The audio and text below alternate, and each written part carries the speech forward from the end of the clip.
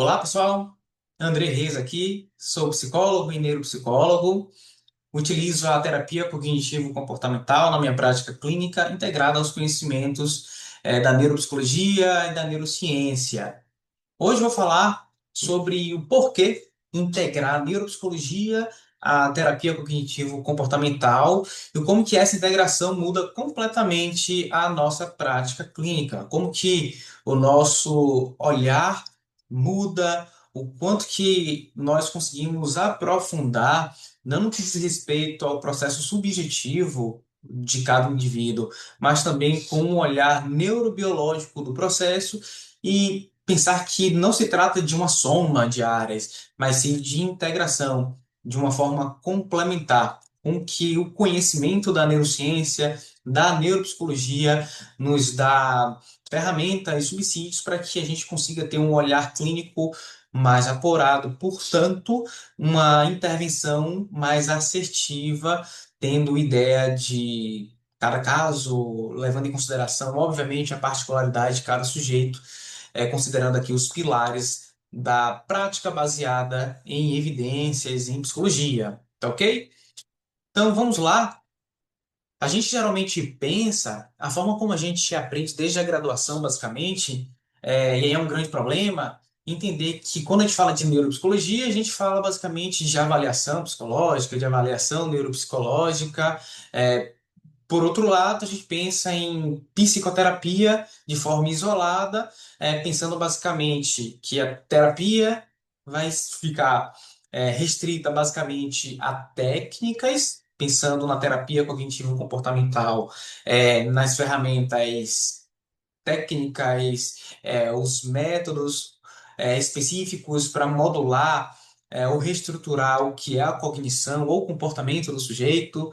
Quando a gente para pensar na neuropsicologia, a gente acaba tendo um olhar de que restritamente sobre a aplicação de instrumentos, de testes psicológicos, portanto, a gente acaba associando somente a laudo neuropsicológico, e o que a gente tem no final das contas, segregando, digamos assim, esses conhecimentos que podem se complementarem, a gente acaba tendo uma prática clínica mais fragmentada. Nenhuma prática é perfeita. A ciência em si, apesar de todo o rigor, tem sua limitação. E, obviamente, cada prática psicológica, cada abordagem, também tem suas limitações. E também não é o fato de integrar que a gente vai tornar, esse olhar clínico perfeito, longe disso, né? A ideia é fazer, preencher determinadas lacunas, colocar o paciente no centro do nosso processo, e como que integrar essas áreas poder contribuir para a melhora, da qualidade de vida, da saúde mental daquela pessoa. Então a ideia não é pensar de forma isolada aqui. E tá tudo bem pensar de forma isolada, aplicar instrumentos psicológicos. Quando eu penso no processo de avaliação neuropsicológica, não tem nada de errado, muito pelo contrário, eu já estou delimitando o meu campo, a minha área, estou sendo específico. Se eu tenho um olhar também somente psicoterapêutico, somente na clínica, com as intervenções, com as técnicas, também não é um grande problema, não é um problema, mas a ideia é pensar que é, eu não preciso pensar de forma isolada somente. Será que é possível integrar essas áreas de forma complementar, pensando na melhora, no desenvolvimento e na melhor assistividade da minha prática clínica? Então a ideia é essa, é pensar como que eu consigo não só somar, mas pensar em o quanto mais eu preencho as lacunas, eu acredito que melhor a nossa prática clínica. O nosso olhar começa a ficar cada vez mais, não só sensível, mas também apurado, conforme mais conhecimento eu tenho. E também não é só sobre quanto mais conhecimento eu tenho, é como eu consigo ter esses diferentes conhecimentos, consigo integrá-los e, portanto, como que eu consigo aplicar na prática clínica? Na teoria é uma coisa, na prática é outra, completamente diferente, é muito mais desafiador. certamente. E qual é, digamos que o erro dessa separação? Se eu paro para pensar que eu observo apenas o conteúdo do pensamento, do sujeito, sem levar em consideração os outros aspectos, os outros construtos, será que a minha formulação de caso poderia melhorar? Será que a minha conceitualização do processo, daquele caso clínico, daquela demanda, se eu considerar, por exemplo, o funcionamento cognitivo do sujeito, será que eu vou conseguir ser mais assertivo nas minhas intervenções? Na aplicação, inclusive, das minhas técnicas, das técnicas pré-existentes? Então, a ideia não é parar para pensar aqui, essa é a minha proposta, não de forma separada. Eu considero o conteúdo cognitivo, eu considero o conteúdo subjetivo do indivíduo, mas quando eu começo a compreender o seu funcionamento cognitivo, e aí entenda que o funcionamento cognitivo é no que diz respeito, por exemplo, às funções executivas. Então, começa a considerar outros construtos, algumas habilidades, se há algum déficit em alguma habilidade daquele indivíduo que compromete, por exemplo, a sua compreensão para realizar uma tarefa. No processo de psicoeducação, o que que fez aquele indivíduo entender melhor de acordo com uma forma que eu comuniquei e de uma outra maneira não ficou tão acessível? Obviamente que pode ter sido alguma limitação técnica ou de falha de comunicação minha, do profissional, claro. Mas quando eu começo a pensar nesse indivíduo como um todo, no seu processo não só subjetivo do pensamento, mas também a sua funcionalidade cognitiva, até para preparar a formulação do caso, eu consigo ser muito mais assertivo, porque eu acabo tendo um olhar mais amplo. Mas, André, então significa que se eu não considerar esse funcionamento cognitivo, o processo ele não vai fluir, não vai ser útil? Não dá muito certo. Existem bons terapeutas cognitivos comportamentais que não têm esse olhar da neurociência, da neuropsicologia, que fazem trabalhos belíssimos, mas o que eu estou trazendo como proposta para além disso, é possível a gente ainda melhorar as nossas intervenções, né, a nossa atuação na clínica. E quando a gente começa a entender que o processo ele não anda, que a demanda, o paciente não evolui, quando há a trava na clínica, o paciente ele entende, mas não consegue aplicar aquilo que ele aprendeu no consultório, ele não consegue aplicar no dia a dia. Para ele fez todo sentido durante a sessão, mas com proposta para que ele consiga sustentar o que foi ensinado através da orientação, da psicoeducação, ele não consegue aplicar. Mas e aí, o que é que será? É falta de motivação, falta de engajamento daquela pessoa? E aí o que acontece? Frustração, frustração terapêutica não só do próprio profissional, mas também do próprio paciente se sente frustrado, né? Porque ele aprendeu o que deve fazer, como deve fazer, mas não aplica, por exemplo, aquilo que foi sugerido pelo terapeuta. Obviamente, o esforço continuado sem sucesso vai voltar para aquele ciclo de frustração e, consequentemente, vai ter ali pouco avanço no quadro clínico. Talvez se mantenha da mesma maneira, dependendo do contexto que aquele sujeito esteja, dependendo do contexto que ele esteja vivendo, pode ser que a situação agrave e, portanto, isso vai gerar um prejuízo, tanto porque o profissional vai perceber que não é alguma uma evolução clínica, e, óbvio, isso é importante a gente também ter uma consciência de que a gente tem limitação e pode ser alguma intervenção que não foi tão assertiva, eu poderia ter pensado em outra forma de me comunicar, precisaria ter um olhar mais contextual daquele indivíduo. Na verdade, sempre eu preciso ter esse olhar contextual daquele indivíduo, como que ele vive, o que que cerca a sua rede familiar. do seu ciclo de relacionamento interpessoal, enfim, isso tudo precisa ser considerado sempre. E, obviamente, isso vai acabar fazendo com que o próprio paciente fique frustrado. Talvez comece a ter ali algumas distorções cognitivas, como atribuindo a culpa a si mesmo. Sendo que o próprio terapeuta não conseguiu identificar é, acerca do que são as suas funções cognitivas e como que essas funções podem ter alguma implicação positiva no seu processo de tratamento. E claro, algumas interfaces entre as funções cognitivas e técnicas terapêuticas, e aqui sempre pensar sobre as funções executivas, eu já explico um pouco quais são essas funções executivas, pelo menos algumas habilidades, alguns pressupostos cognitivos da intervenção que são a atenção.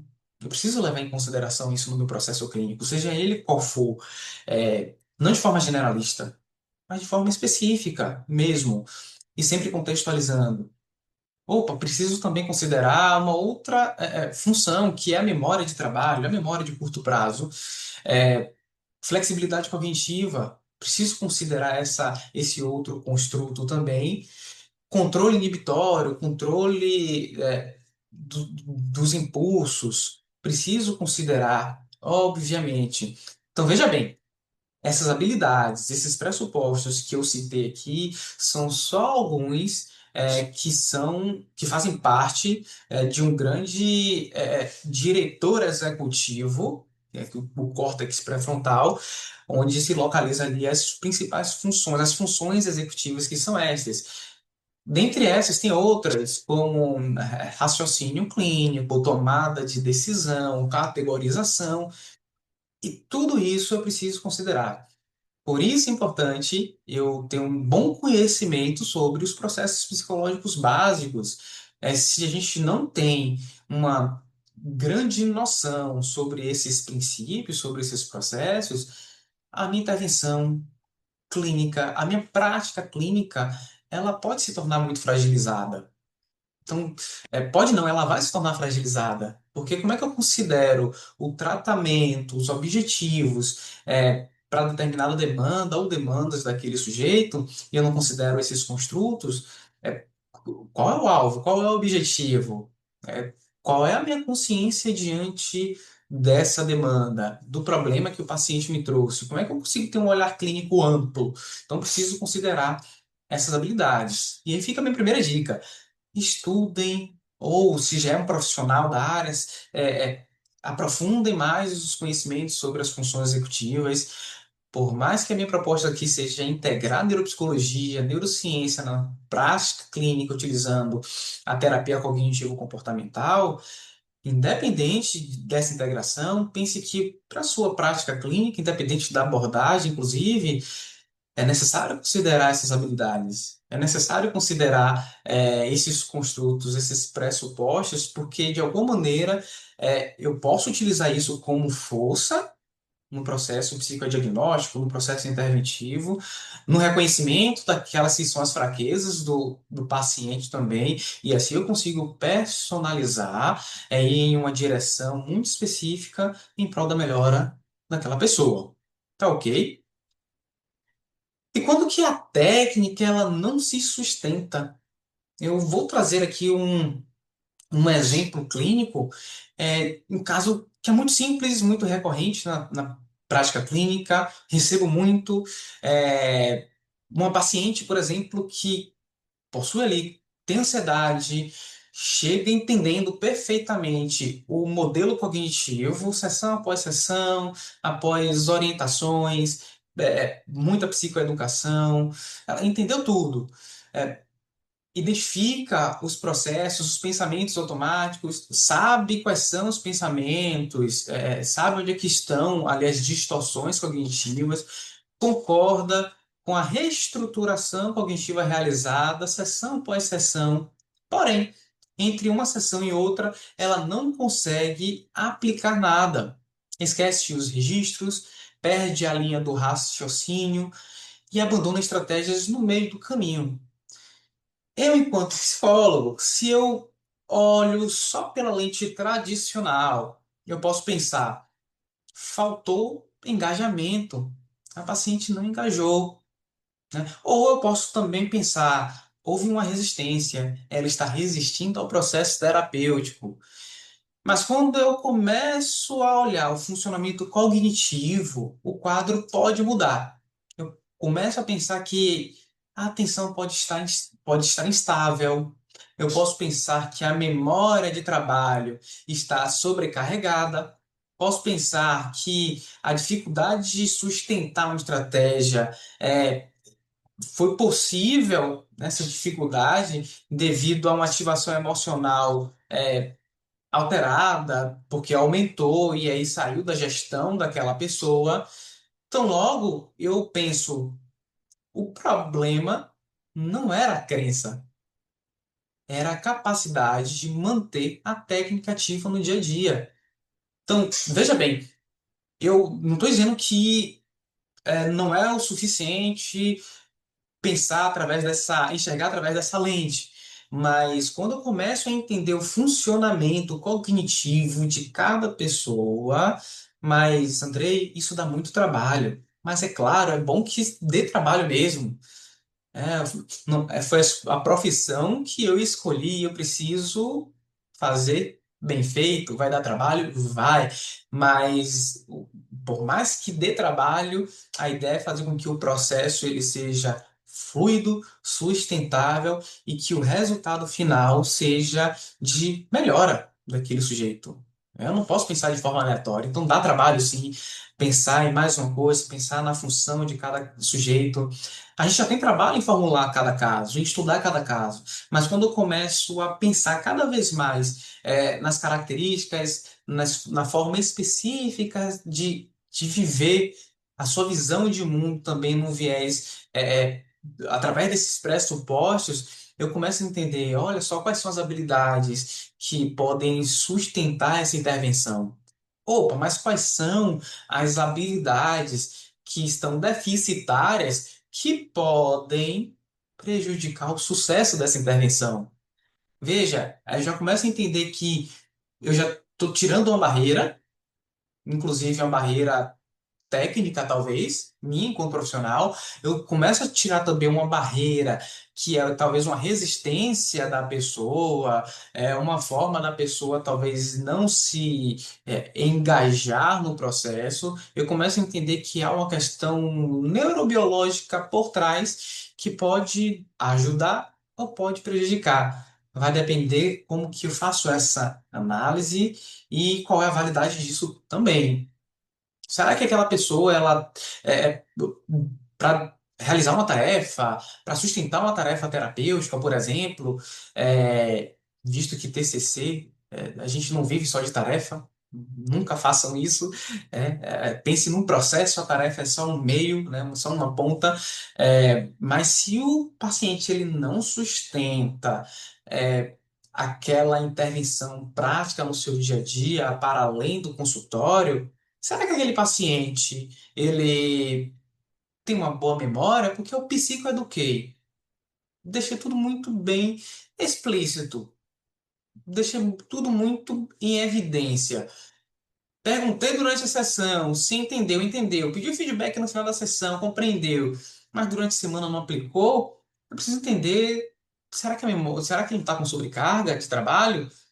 Será que ele não sobrecarga emocional por conta das suas relações, por conta de algum conflito familiar, pressão profissional? Será que tem um diagnóstico psicológico por trás que bem explique clinicamente essas limitações? Então começo a ter um olhar mais amplo. Eu não começo a enxergar aquilo que é óbvio, eu começo a ir para o além do óbvio. Mais uma vez, dá trabalho? Claro, dá muito trabalho, né? Mas ciência não foi feita de forma fácil. A ciência em si, por mais que seja objetiva, é rigorosa, é complicada. A nossa prática é desafiadora. Tá? Então, por isso, por ser justamente complexa, por lidar com outro ser humano, é por isso mesmo que quando eu penso em integrar a neuropsicologia, a neurociência, a terapia cognitivo-comportamental, eu, de alguma maneira, eu entendo que algumas lacunas na minha prática clínica, elas serão preenchidas. Ela é perfeita? Nem de longe. Nem de longe. Mas se eu acredito que, e estudos apontam que é possível utilizar essas práticas como complementares, a fim de proporcionar um bem-estar, uma melhora daquele indivíduo, então eu vou utilizar. Obviamente de forma estratégica. Não é para tudo, não é de forma romântica, mas é possível fazer um trabalho belíssimo utilizando os conhecimentos da neurociência e da neuropsicologia na nossa prática, utilizando a TCC. E aí que está a virada clínica. O problema nem sempre é a crença. Obviamente que a gente vai observar os pensamentos automáticos, avaliar junto com o paciente, identificar suas crenças, as crenças nucleares, intermediárias, tudo isso faz parte. Mas quando eu começo a questionar, será que é só crença? Será que tem um outro viés que seja bem explicado por um déficit nas principais habilidades das funções executivas? Então, eu começo a entender, a atenção ali ela está instável, não está? Há uma sobrecarga cognitiva ou não? Dificuldade de manutenção da estratégia está acontecendo por quê? Qual é o desafio? Por que aquele paciente não engaja? Né? E mais uma vez, cada atendimento, pessoal, é personalizado. Não é para todo mundo que eu vou aplicar a mesma tarefa, ou talvez aplicar uma tarefa. Pedir para escrever, pedir para sistematizar algo. Isso é papel nosso. Mas eu preciso justamente entender o que faz sentido para aquele paciente e entender o que faz sentido também, não só na sua consciência, mas o que é possível cognitivamente. Ok? E o que muda com a integração, utilizando a neuropsicologia, mais a terapia cognitivo-comportamental? Primeiro, eu consigo ter uma formulação de caso cada vez mais precisa. O ritmo terapêutico é, é mais bem direcionado, ok? É mais completo, digamos assim. As intervenções elas são mais realistas, e aqui é um ponto de atenção, mais realistas no sentido de considerar os aspectos neurobiológicos. Não que se a gente não utiliza a neuropsicologia, as intervenções elas são uma mera fantasia. É, por favor, vocês entenderam. Então, a ideia é pensar que essas intervenções vão me proporcionar um olhar também neurobiológico. Eu vou conseguir compreender as funções e as estruturas cerebrais que estão ali é, inseridas de alguma maneira naquele processo. Eu consigo aprofundar mais. E veja que eu estou falando aqui a todo momento, integrar e pensar de forma ampla. Então, a ideia não é reduzir. A ideia não é trabalhar com reducionismo terapêutico. A ideia é justamente aprofundar, ampliar esse olhar para que a gente consiga ajudar melhor o nosso paciente. E, obviamente, melhorar a nossa prática clínica dia após dia. E, obviamente, menos culpa, maior compreensão do processo, porque se eu consigo compreender o indivíduo de uma forma mais ampla, eu vou entender o que é uma limitação minha. E tá tudo bem reconhecer o que é ou não uma limitação minha e do paciente, mas entender de onde que parte essa limitação. Pode ser uma limitação técnica, mas pode ser uma limitação cognitiva. E aí é um detalhe, pode ser uma limitação cognitiva do paciente ou uma limitação cognitiva do profissional, tá ok? E pensar a clínica exige entender o funcionamento cerebral.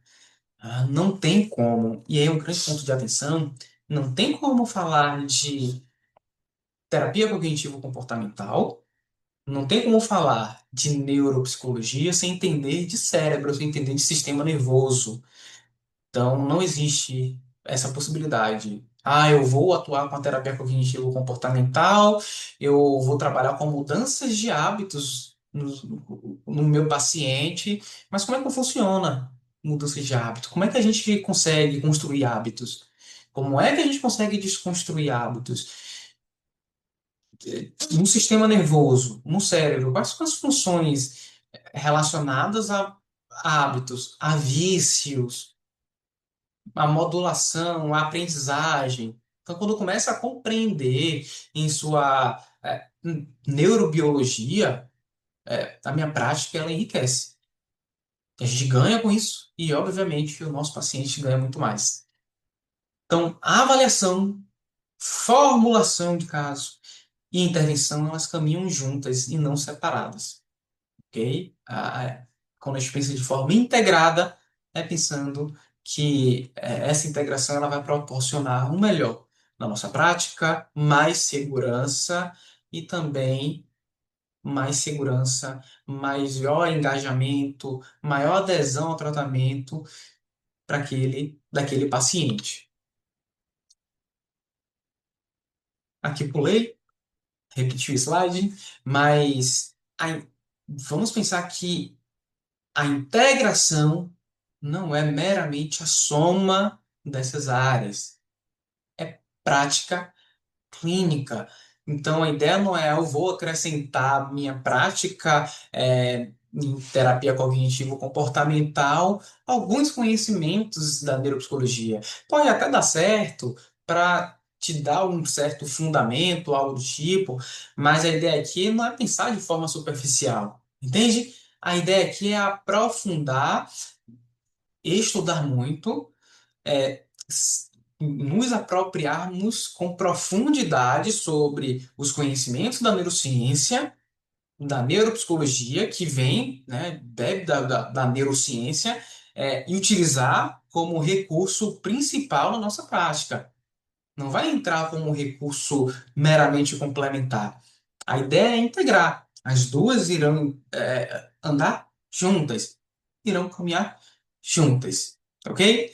Então, espero muito que esse primeiro momento, o que eu trouxe aqui, faça muito sentido para você, que é estudante de psicologia, que já é profissional, e deseja aprofundar, aprimorar.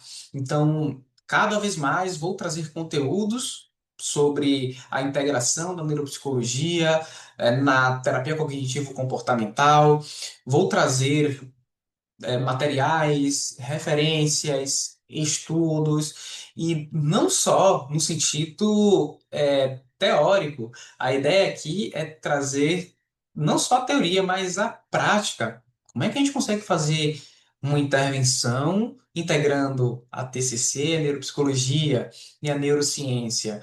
Porque o que a gente acaba vendo muitas vezes práticas, intervenções muito superficiais. E às vezes a gente não tem nem aonde recorrer, seja por materiais, seja por referência, por profissionais. E a minha ideia aqui é essa, tornar esse conhecimento acessível, mas também de forma fundamentada, prática, de forma ética e com muito rigor científico, trazer com muita clareza e deixar mais acessível esse conhecimento e a possibilidade, a possibilidade séria de que dá certo integrar a neuropsicologia, os conhecimentos da neurociência, à nossa prática clínica, ok? Então, se esse conteúdo fez muito sentido para você, aproveita, se inscreve aqui no canal, comenta se ficou alguma dúvida, sugestões para conteúdos futuros também.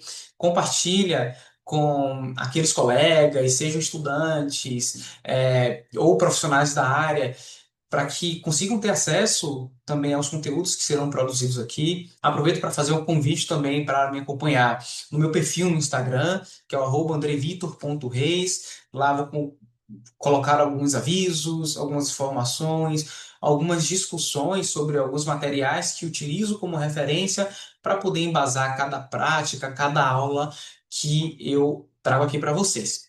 Tá bom? Então, agradeço e vejo você no próximo vídeo.